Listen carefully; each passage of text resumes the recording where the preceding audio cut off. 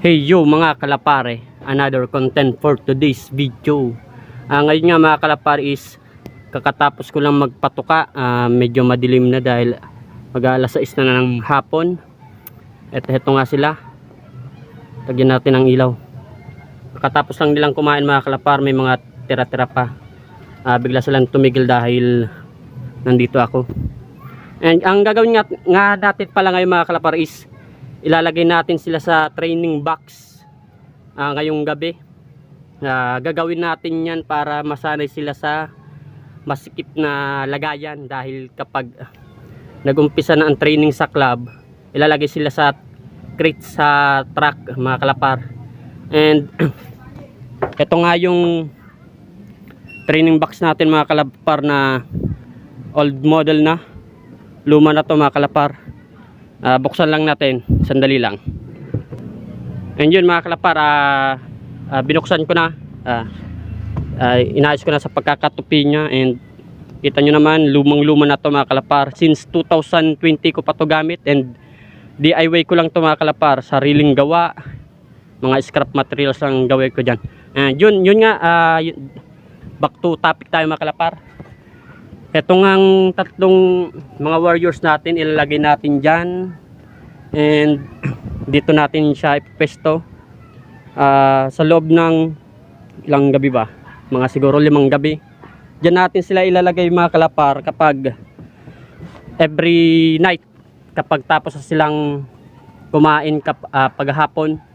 And yun nga, sabi ko nga kanina, ang purpose niyan para masanay sila sa crate sa truck at sa masikip na lagayan, dahil kapag orsa ng training, hindi lang sila ang magkakasama, pati mga ibon ng ibang pansir, sigurado meron silang ibang makakasama, and para masanay sila.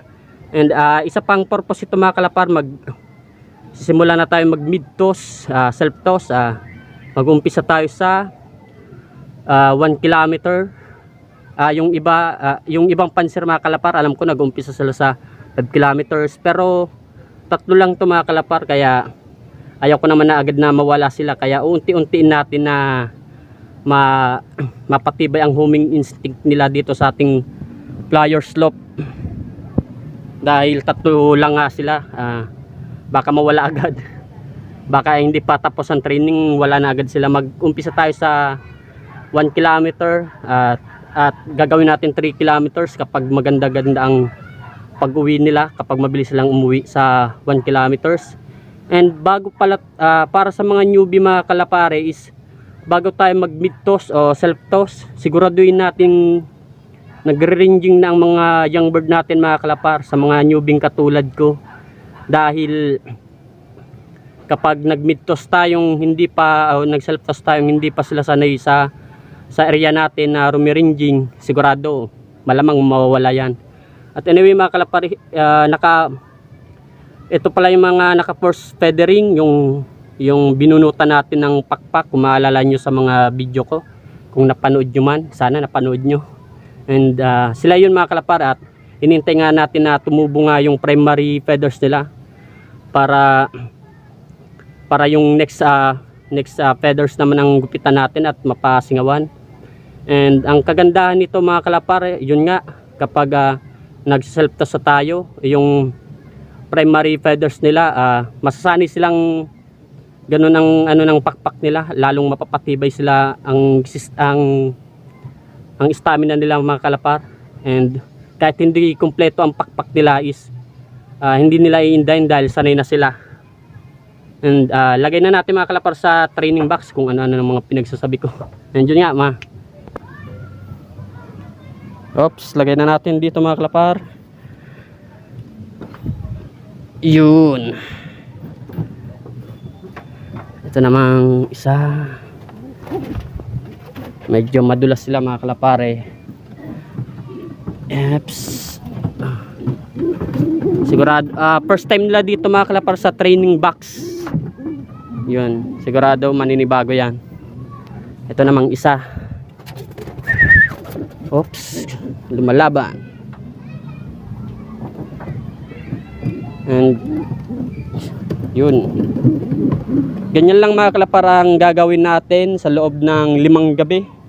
para mas masanay sila sa ganitong lagayan kapag nasa truck na sila. Yun. And eto ang release point niya mga kalapar. Unti-unti natin silang sanayin kapag sanay na sila. Bibitawan na natin sila sa 1 kilometer distance muna. Tulad nga ng sinabi ko kanina, 3 lang niya mga kalapar, kaya dadahan-dahanin natin ang pag-self-toss sa kanila dahil ayaw ko naman na mawala agad sila dahil sayang naman, di ba? And di baling mawala sila kapag duluhan na, di ba? At least may laban tayo. Yun. Lagyan na natin dito sa may pagpapestuhan natin mga kalapare dito.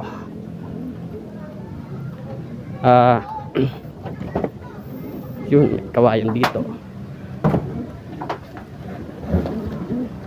Yan. Para masanay sila mga kalapar sa masikip at maliit na kulungan. Dahil ang sukat ng crates mga kalapar para sa mga newbing hindi pa nakasubok na mag training sa club, halos ganito lang ang sukat niya mga kalapar at ganito yung kahaba ang crates. Ganyan lang kasikip. Kaya sigurado maninibago tong mga to. Yun. Siguraduhin natin nakalak. Ito nakalak dapat tong ganyan. At itong sa kabila, yun. Hindi na bubuksan. And pero bukas din mga kalapar is babalik din natin sila dito sa flyer slope. Diyan natin sila bibitawan. And yun lang ang cycle natin sa 5 gabi. After natin magpatuka sa hapon, pagtapos lang tumuka, ilalagay natin sila sa training box at ganyan lang. And then umpisa na natin magbitaw ng 1 kilometers away. And yun mga kalapar, hanggang dito na lang ang video. Update ko kayo ulit. Goodbye!